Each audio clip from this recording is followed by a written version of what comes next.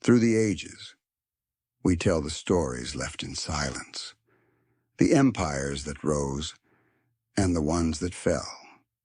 History, not just remembered, but relived. This is Through Time.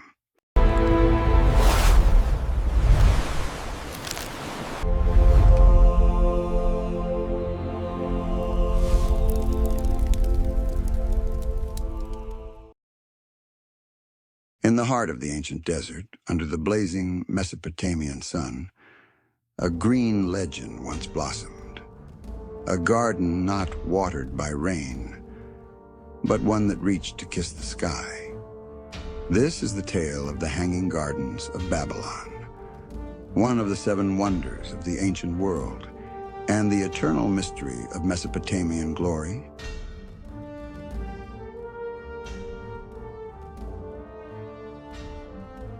In the 6th century BCE, during the reign of King Nebuchadnezzar II, Babylon reached the peak of its splendor.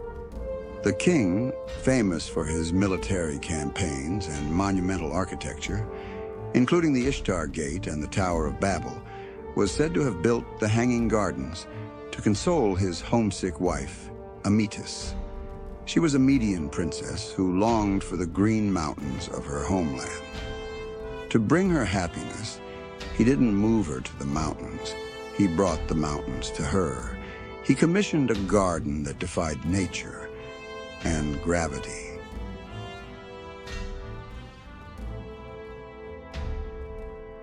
Imagine a massive multi-tiered structure with each level covered in lush soil and vibrant plants. Rows of fig trees, date palms, and pomegranates spilled over the balconies. Water cascaded from terrace to terrace like heavenly waterfalls. The gardens were built on stone arches and pillars. Engineers used layered materials, stone, tar, and clay, to support the immense weight of the soil and water. Each level was essentially its own self-sustained garden, carefully maintained by a network of gardeners and servants. Let's explore the engineering marvel behind the myth. Terraced structure. The gardens were likely built in a step pyramid form. Each terrace rose above the other, possibly reaching 80 feet in height, supported by massive arches and columns.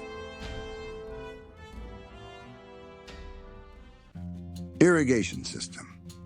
In a hot and arid climate, water was life.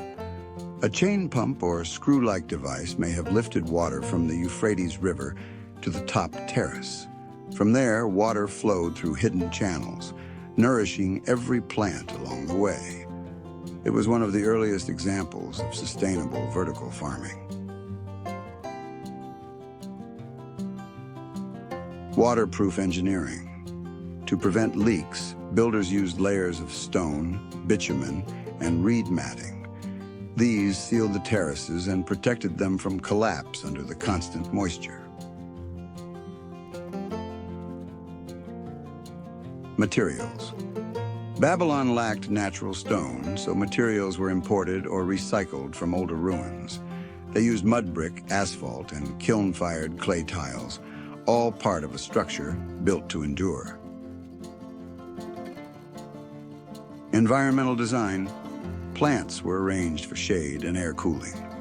The lush greenery was not just for beauty, it helped regulate temperature through evaporation, a true oasis in the desert. But even as we marvel, a haunting question remains. Did the Hanging Gardens really exist? Most descriptions come from later Greek historians, Philo of Byzantium and Diodorus Siculus of Sicily. They never saw the gardens, but described them in vivid detail. Could they have been repeating a tale passed down through generations?